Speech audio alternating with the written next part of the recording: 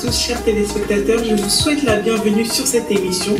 Aujourd'hui, nous allons parler de la personne de Jésus-Christ. Ce sera notre thème principal. Qui est Jésus-Christ? Qui est-il réellement? D'où vient-il? Comment est-il venu sur cette terre? Et quelle est sa mission? Pour en parler, nous avons autour de notre plateau, à ma droite, notre frère Michael, qui est modérateur à l'église du Seigneur Jésus-Christ. Bonjour. Bonjour frère Michael. Nous avons à ma gauche le pasteur Hubert, le pasteur principal de l'église du Seigneur Jésus-Christ. Bonjour. Bonjour pasteur Hubert. Et le pasteur Véronique, pasteur de l'église du Seigneur Jésus-Christ. Bonjour.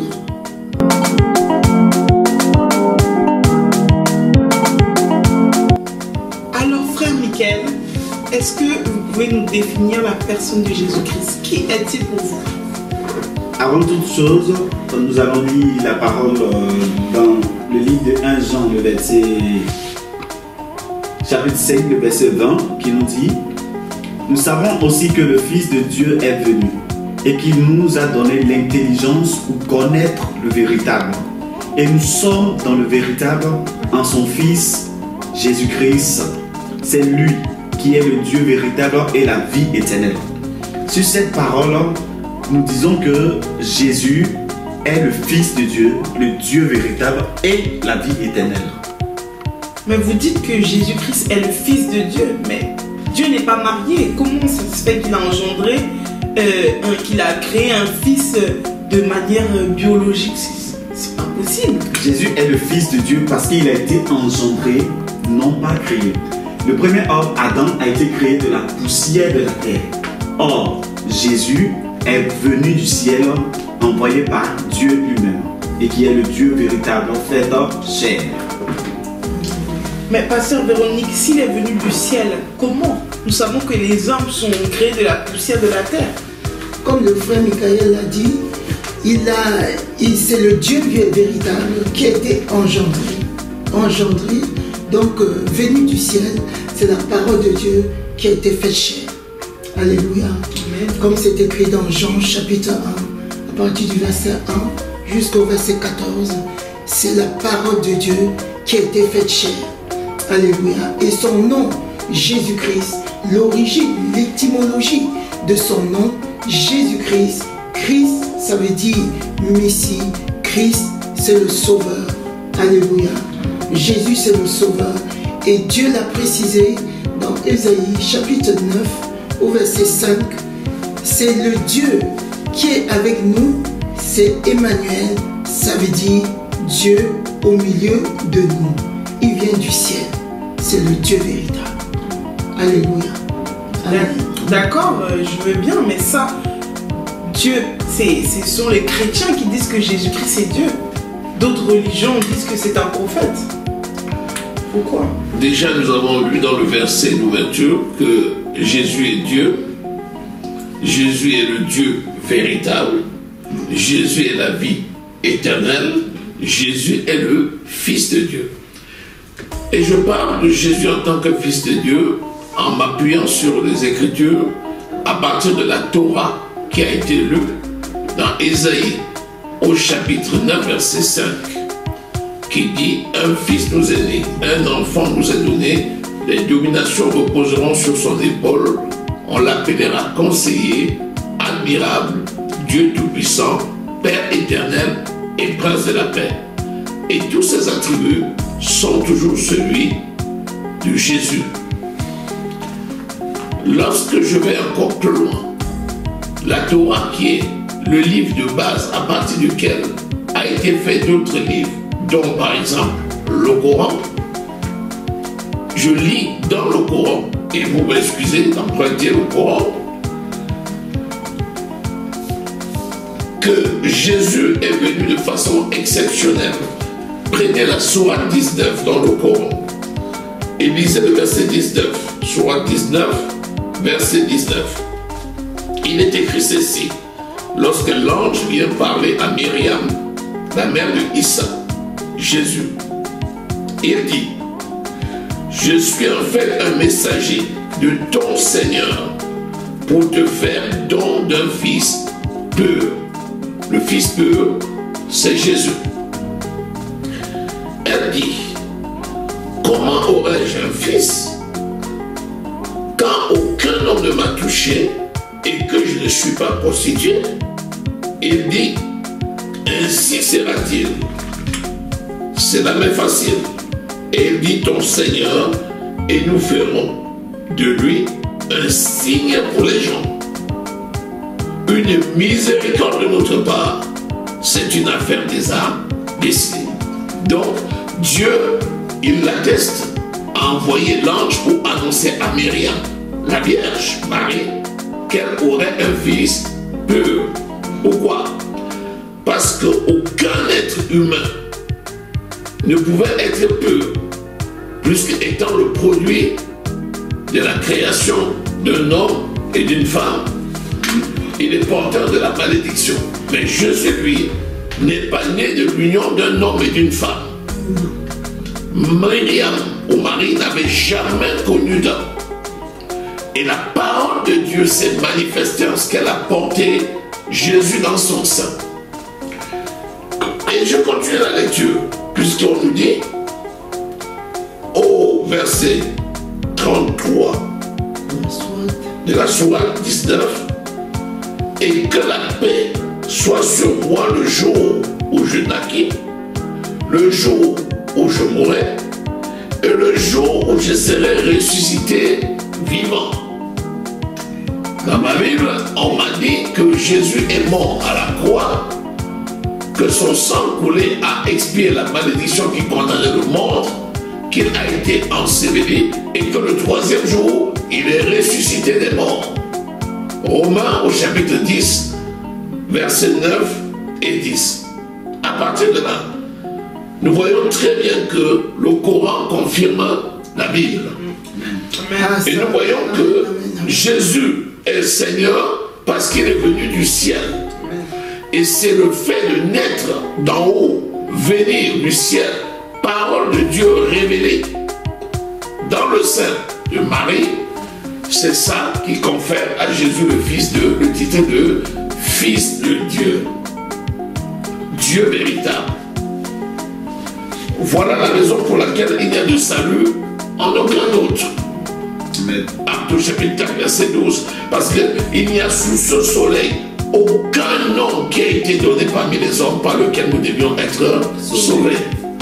Et c'est en ça qu'il est important de comprendre que tout confirme que Jésus est le Fils de Dieu. Jésus est la parole de Dieu faite chair. Jésus est la résurrection et la vie éternelle. Je vous remercie. Alors voilà, mes chers téléspectateurs, notre pasteur Hubert nous a démontré que Jésus est venu de manière exceptionnelle. Mais pourquoi, frère Michael? Pourquoi est-il venu de manière exceptionnelle? Bon, chers frères, je peux vous dire que Jésus est venu de manière exceptionnelle pour vous et moi, pour nous sauver du péché originel qui a été commis par Adam dès le jardin d'Éden. Et il fallait un sang pur pour pouvoir nous déconnecter de ce péché originel. C'est ce que je peux ajouter. D'accord, alors à part le fait que le monde entier soit sauvé, comment moi, je peux accepter Jésus-Christ comme Seigneur et Sauveur? Comment je peux recevoir le salut? Pour recevoir le salut, mes bien-aimés, il faut se connecter au sacrifice de Jésus-Christ. Il faut croire que Jésus-Christ est mort à la croix pour nous déconnecter de ces péchés originels. Vous avez entendu parler par le pasteur Hubert, par le frère Michael, d'un péché originel. Ça veut dire, un jour, Dieu avait créé ce monde que vous voyez avec un être humain, le premier homme, qu'il a appelé Adam. Et Adam a été à l'image de Dieu au départ. Et Adam était seul. À partir de la côte d'Adam, Dieu a créé Ève. Et il a donné une recommandation. Mangez de tous les fruits du jardin, sauf le fruit de l'arbre de la connaissance du bien et du mal. Car le jour où vous mangerez, vous mourrez certainement. C'est ça le péché, le vrai péché. Parce que quand ils ont mangé le fruit de l'arbre de la connaissance du bien et du mal, à travers Ève, le mal est entré dans ce monde. Le mal a contaminé tous les êtres humains jusqu'à nous. Et c'est par le sacrifice de Jésus-Christ que nous pouvons nous déconnecter de ces péchés, de cette malédiction. Et tous ceux qui étaient connectés à ces péchés étaient voués à l'enfer. Et mes bien-aimés, quand on croit dans son cœur que Jésus-Christ est mort à la croix pour soi, quand on croit qu'il est descendu au tombeau et que le troisième jour, Dieu le Père l'a ressuscité des morts par Dieu le Saint-Esprit, alors on reçoit ce qu'on appelle la justice de Dieu. Et la justice de Dieu consiste à nous déclarer non coupables, mais il ne faut pas s'arrêter à ça. Il faut devenir enfant de Dieu. Il faut devenir fils de Dieu. Alors, pour devenir enfant de Dieu, il faut avoir le Saint-Esprit. Pour avoir le Saint-Esprit en soi, il faut déclarer ce dont on a cru dans son cœur. Il faut déclarer de sa bouche, déclarer publiquement.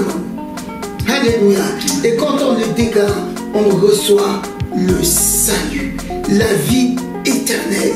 Si vous espérez à la vie éternelle, faites ce chemin et vous serez connecté à cette vie éternelle qui est en Jésus-Christ. Et c'est ça le sens même de la venue de Christ sur cette terre. Soyez bénis. Amen. Ça s'appelle la bonne nouvelle. Alléluia. Alors, lorsque la bonne nouvelle vous arrive, vous devez vous réjouir. Amen. Jésus est venu pour délivrer le monde des captifs. Amen. Amen. Jésus est venu apporter la vie et l'apporter en abondance. Amen. Que personne ne vous trompe. Acceptez Jésus comme Seigneur et Sauveur. Ouvrez le cœur à lui. Acceptez-le dans votre cœur et déclarez-le de votre bouche. N'ayez pas honte, car Jésus n'a pas eu honte d'aller à la croix pour nous. Vous aussi de même. N'hésitez pas. Recevez Jésus comme Seigneur et Sauveur, car cela est bon. Soyez bénis. Alors, Pasteur Hubert, est-ce que essentiellement Jésus est venu pour nous sauver ou est-ce qu'il est venu pour autre chose, par exemple? La mission première de Jésus, c'est de sauver l'humanité. Jean 10, verset 10 nous dit: le diable est venu pour voler, égorger et détruire. Mais Jésus est venu afin que ses brebis aient la vie et qu'elle soit dans l'abondance. Donc le diable lui vient, il égorge, il détruit. C'est ça, il ne sait faire que ça. Mais Jésus vient d'abord donner la vie éternelle. Et ensuite, il amène ses enfants dans l'abondance. Donc l'abondance, c'est l'héritage des enfants de Dieu. Celui qui est donc né de nouveau hérite de l'abondance. Bien-aimé, je souhaite que tu prospères à tous égards et sois en bonne santé comme prospère l'état de ton âme. Mais le diable ne veut pas comprendre ça. C'est pour ça qu'il lutte contre les enfants de Dieu. Il essaye de les détourner du droit chemin, de les décourager, de les empêcher de mettre en pratique la parole de Dieu, de les empêcher d'écouter les enseignements pour avoir la révélation de la parole et de marcher dans leur héritage. Jésus est venu, c'est la puissance de Dieu qui libère. Il a hérité du nom qui est au-dessus de tous les noms. Et au nom de Jésus, tout genou fléchit dans le ciel, sur la terre et sous la terre. Amen. C'est la raison pour laquelle il est important d'accepter Jésus-Christ, afin qu'en ce nom précieux, merveilleux et glorieux, nous puissions chasser, détruire les œuvres de Satan. Il est écrit que Jésus est venu pour détruire les œuvres de Satan. Jésus est venu pour détruire les œuvres de Satan. La maladie, c'est une œuvre de Satan. La pauvreté, c'est une œuvre de Satan. Le doute, la peur, c'est une œuvre de Satan. Toutes ces choses qui sont dans vos vies sont des œuvres de Satan. Jésus est venu, 1 Jean 3, 8, pour détruire les œuvres de Satan. Et il a donné la possibilité, la capacité à ses serviteurs pour détruire les œuvres de Satan. Donc, pendant que nous attendons le retour glorieux de Jésus pour enlever son Église, nous avons parfaitement le droit de vivre en paix, dans la joie, dans l'harmonie, dans l'abondance. Et c'est tout cela que procure le merveilleux nom de Jésus. Amen. Amen. Amen. Alors je vous invite tous à dire un mot de la fin. Qu'est-ce qu'on peut dire pour conclure?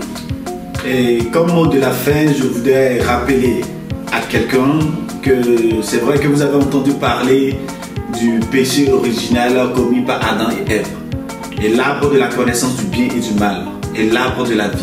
Aujourd'hui, l'arbre de la vie est disponible. Et cet arbre, c'est Jésus-Christ. Accepte-le, mon frère. Mais moi, pour ma part, je dirais que Jésus-Christ est l'incontournable. Il a dit, on vous avait entendu tout au long de cette émission, que Jésus-Christ est la vie éternelle. Si vous voulez la vie, connectez-vous à Jésus-Christ. C'est lui la vie en abondance. Alléluia. Amen. Je dirais pour terminer que Jésus, c'est la grâce de nos vies. Jésus, c'est l'essentiel de nos vies. Amen. Si Jésus n'avait pas été sur cette terre, elle serait déjà laminée, détruite. Heureusement qu'il a établi ses serviteurs sur cette terre et qu'il a donné son Saint-Esprit pour le bien de tous. Je vous recommande vivement, non seulement de recevoir ce Jésus, mais de le partager.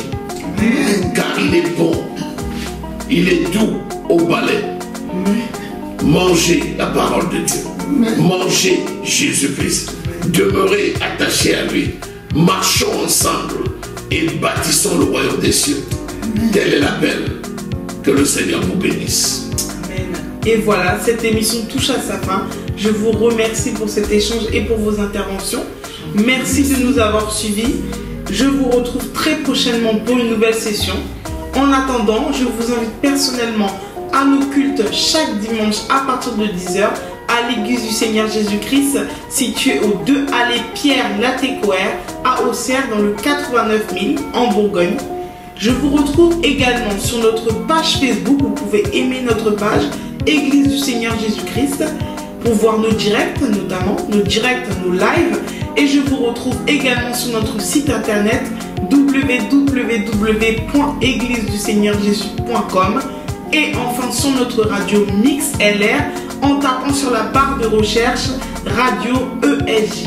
Et voilà, c'est moi qui vous remercie. Je vous souhaite une excellente soirée et je vous dis à très bientôt pour une nouvelle émission.